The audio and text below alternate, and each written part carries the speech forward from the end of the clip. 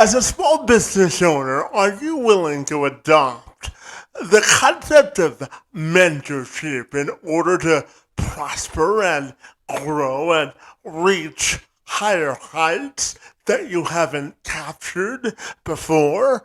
Well, if you're open to the idea, not only will your revenues increase, but so will your operational acumen. According to a study conducted by the Small Firms Enterprise Development Initiative, it found that 70% of small business owners who received mentorship successfully navigated their way through their first 5 years of business compared to those who did not, which is equivalent to twice the rate of those business owners who did not receive mentorship at all. My friend Benjamin Brown can relate to this topic extensively. Why, you ask? Because he spends his days empowering sales teams to excel with confidence. He's an expert sales coach driving performance and growth. He's got over 20 years of experience as a sales coach, author, and a speaker. He says he can sell anything from stocks to cars to medical devices. He's the owner of 360 Sales Consulting, a company which specializes in boosting the sales of any business of any size. He's written it all down in a book entitled Master the Art of Closing a Sale, in the form of a 10-step sales process that anyone can follow to experience success. And Brown joined me this week to tell me more about how we can all level up our sales process game as entrepreneurs, small business owners, and everyone in between. So without further delay, I'm Kevin McShann. Let's have this conversation.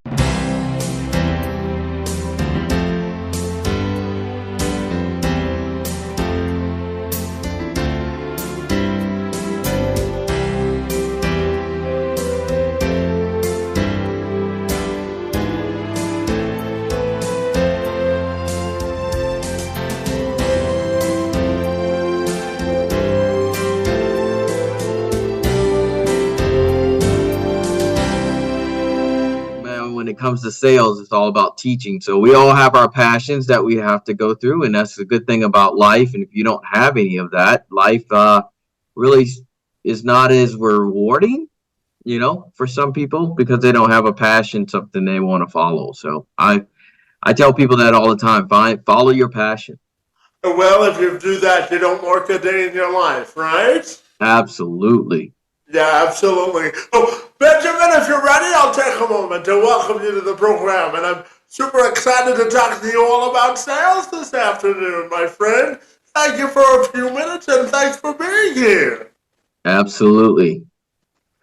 Now, Benjamin, you started your career or work in sales because you worked at sort of the small business community, and you noticed, my friend, that not a lot of salespeople or not a lot of small businesses, rather, had sort of a sales process they can rely on, my friend. So I'm wondering if we could start our conversation by you telling me about the work that you do and what makes you so fabulous, my friend.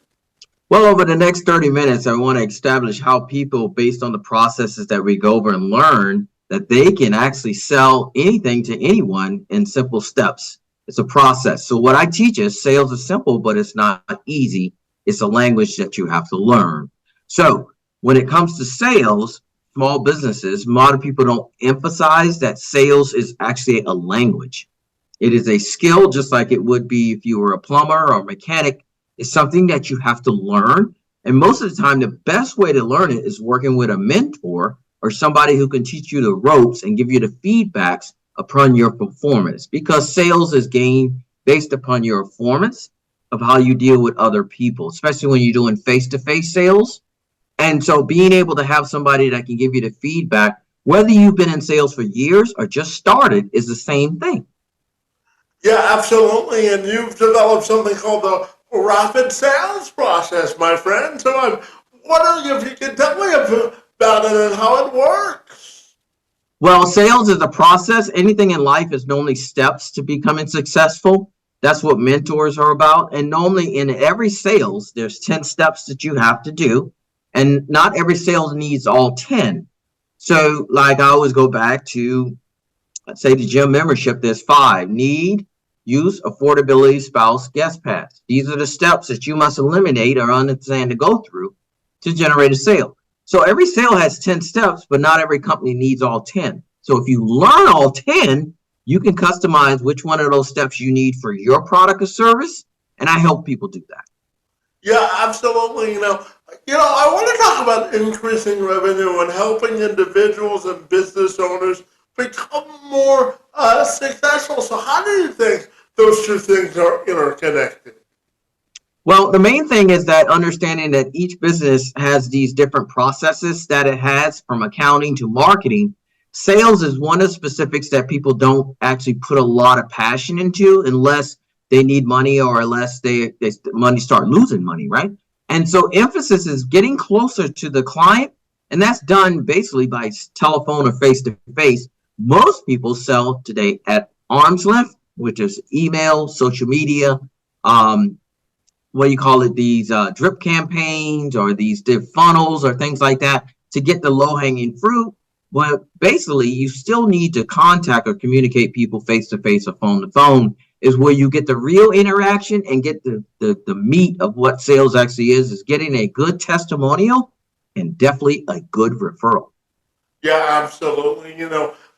Benjamin, outside of hosting this podcast, I help organizations and businesses really amplify the hiring of individuals with disabilities, my friend. And I'm wondering your thoughts on how folks with disabilities can really open up business owners or corporations to a new audience, because they can really provide a competitive advantage, can't they?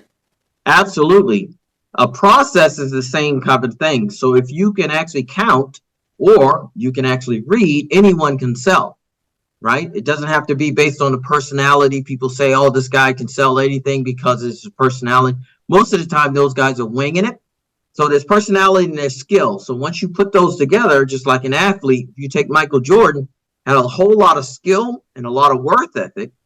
Kobe Bryant, these guys were very excellent, more than average, is because they had the physical ability and they did the practice. So if you take somebody who doesn't have that physical ability but willing to put it into practice, they can be successful too. Yeah, absolutely. And, Benjamin, I know that you've sold everything from gym memberships to stocks, my friend. So tell me about some of your best and worst sales experiences, my friend, and the lessons you've learned from them as well. Oh, some of the things that back in the days in car sales, which was one of my most brutal, is that they used to have this deal where when you come in to buy or look at a car, they would take your keys and literally throw it on the roof of the of the building, so you never can leave. Which means that they would continuously had opportunities to close you, right? So most people would just close until they wear the people down. Children do the same thing in their sales process, right? One of the best things that I learned is the education of other salespeople, is the techniques that they would use, and the things that I use, I encompass in my book, which makes it easier so they can understand the different little things that you need to do to understand, put that process together to practice it. So I took all of the steps that I've learned through the different sales process, made it more efficient for people, made it more rapid, so anyone can do it. Yeah, absolutely. No. Benjamin, I'm wondering your thoughts on how important confidence is in the sales process and how important building relationships is? Because it's really the heartbeat of sales, isn't it? Well, I'm funny you say that. My deal is in the beginning, I have a couple things that I stand on. One of them is 80% of sales is confidence, period. So if you don't have that, you're not prepared to actually go into arena of sales because you're going to get disappointed. And sales is about what? Number one, rejection. Are you willing to sustain that over a period of time, couple of hours, depending on how you actually process that? So being able to take the rejection is a key for any salesperson. Number two, as I teach, is never assume anything, right? It's all ruled out by questions. So your feelings don't get hurt. You rely on the process rather than your personality or your performance. The process will set you free. Yeah, absolutely. And, Benjamin, I'm also curious to ask you about the whole concept of adding value in the sales process, because we've all heard the mantra that people do business with people they know, like, and trust. So tell me about the importance of adding value during the sales process. I'm glad you brought that up. That is step number two, which is called connect and relate. What that means is that in order to get deeper into the sales process, you're going to ask difficult questions more than your competitor. That's going to give you the ability to actually get closer to the client, to ask those more difficult questions, which are going to answer for you. Are you wasting your time as a salesperson, or you're wasting their time to help them? So connecting and relate, when I ask you difficult questions, you're going to be able to know that if I build that bond with you, I can ask those questions and get the results that I need to figure out if I can help you or not. So it saves a lot of time by building that relationship up front. Yeah, absolutely. And Benjamin, I know that you have two young kids, my friend. So how do you think the sales process and your experience in sales has helped you become a better dad? Well, one of the 4 people in the United States that's great at sales, for example, number one I use as a child, is because they don't, in their sales process, out of the 10 steps, they only use one: close. They just ask. So what we teach in the United States or Western civilization is rude to ask that many times. If I say no, it means no. And that's why other civilizations, when you go out of the United States, they're selling at a higher rate, is because it's part of our nature. You go to places in the world where there's markets, there's no denomination of prices on it. You negotiate, right? So in America, you're only supposed to negotiate 2 things: a house and a car. A child doesn't negotiate. He doesn't care what it's in for you. Close. So some adults, when they get their business, they're afraid to close because they haven't done it in years since they were a child. They haven't had to. They had a degree. They made the money. And in the United States, if you can't afford it, you don't ask for it. You don't close. So that's the thing children always use as an example. They're great at sales because they close so many times. And when people have these businesses, they can't even close twice. They feel offended. And that's what part of sales actually is. Yeah, absolutely. And Benjamin, let's quickly talk about the idea of, experiencing setbacks in the sales process, because you and I both know that no matter how hard you try, you're not going to close every sale. So how do you think business people can better react to rejection, or react to really having that resilient spirit when it comes to the sales process? Simple. How many people like to look at themselves in the mirror? Right? Mm-hmm. So your performance by actually recording your sales process by phone, recording by video, looking at what you can improve. When you start falling off, it's normally something that you're missing in that process. You don't know it. That's why sales managers are important, and people to gauge your skill, because it ebbs and flows. Either in sales, either you're getting better or worse every day. That's it. So being able to record yourself is key, and listen back to what you're doing, because most people don't know what they sound like, and they'll be amazed what they actually sound like when they do that, so they can improve it in the process, and going to an expert to figure out what that problem is so they can fix it and get back into the game.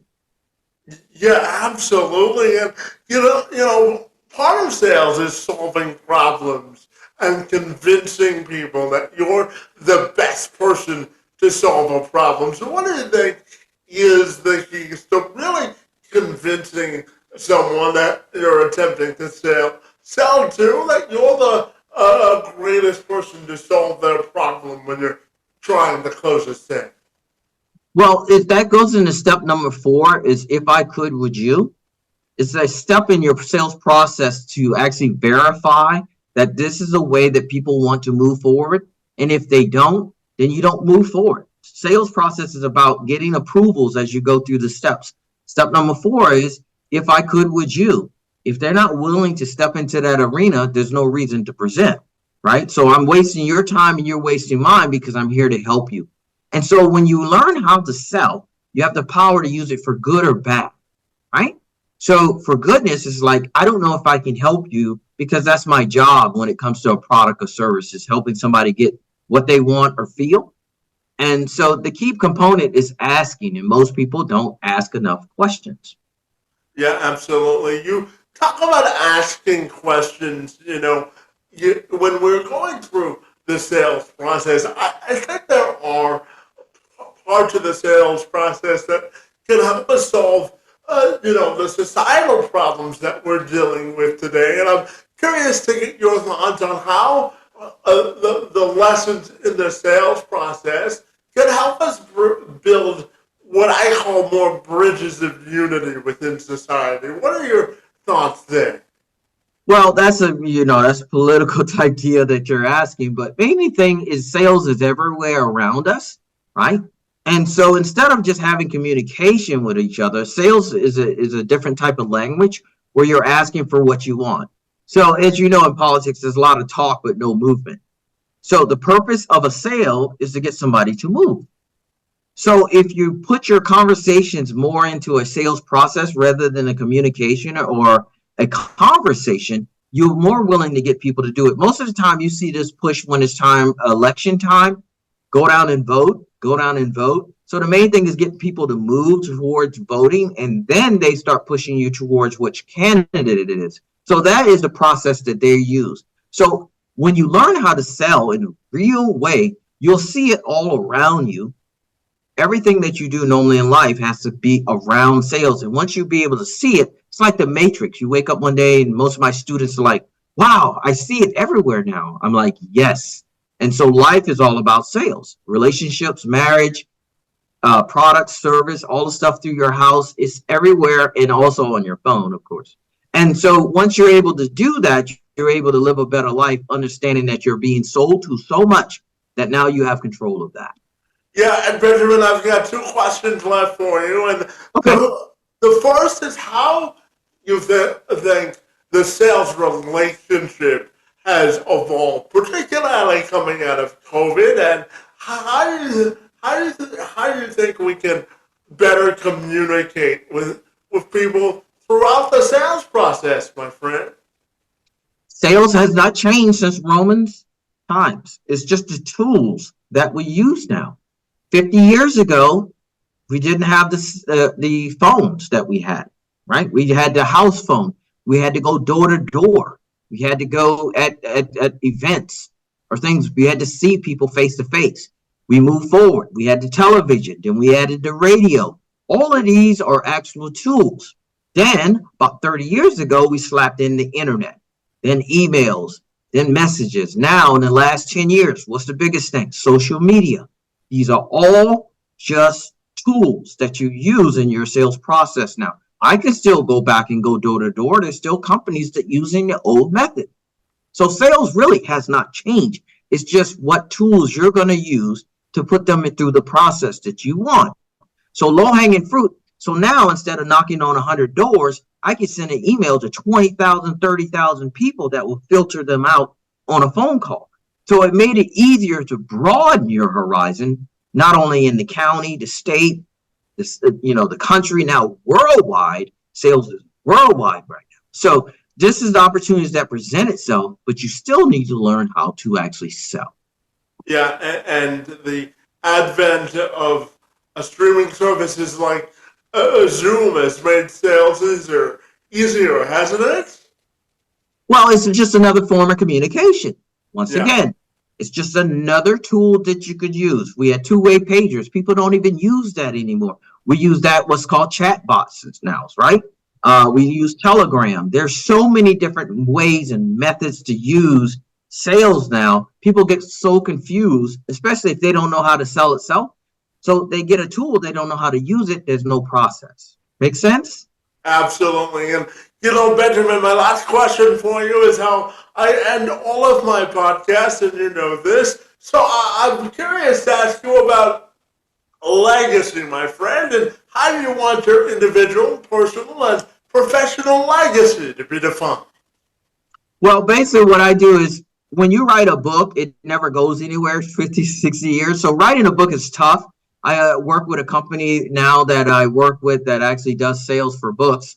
But when you write a book or put something in statement, something like this does not go away. Years from now, it'll still be when you put something like that, and there's people that done multitudes of that. Now we'll see CD-ROMs and all this type of digital imprints that you will have that will carry on your legacy. I went to the graveyard to visit my mom. She's been gone for a number of years now, and I looked out at some of the people that was there. I grew up in a small town, and I'm walking around the graveyard with, legacies of people with tons of knowledge that are now in the ground. You have to get that out in some type of way. Books is good, foundations is good. So once you start making your money, it's the giving back of it. So that's why in my sales, giving back and learning, teaching people how to use this is very important in my legacy to do that for them. Yeah, absolutely. And finally, Benjamin, if people want to get connected with you, what's the best way they can do that? Well, I have a simple link to actually sit with me, very simple. Meetwithbenjamin.com gives you ability to schedule a call. When you click on that link, you'll go in, there's a scheduling where you can schedule a call, sit down, and we can go over an assessment to figure out, at no charge, how I can help you, what you've been doing for sales, just some feedback and things of that nature. I have the website 360salesconsulting.com, and then the book is on Amazon, Master the Art of Closing the Sale, on Amazon, and it's by Benjamin Brown. I have one quick question for you, though. Absolutely. Go right ahead. What feedback did you get so far from what we talked about today? Well, I got the importance of really knowing the value that you're attempting to bring in the sales process, and really following a process that has been tried and tested over a long period of time, but also to bring your own personality to the sales process and making sure that you humanize yourself during the sales process. So awesome. Yes. Bring it, layer on your personality on a structure, and it'll work very well for you. And when you do it right, it's fun. Sales is an art. It's a beautiful thing when it's done right.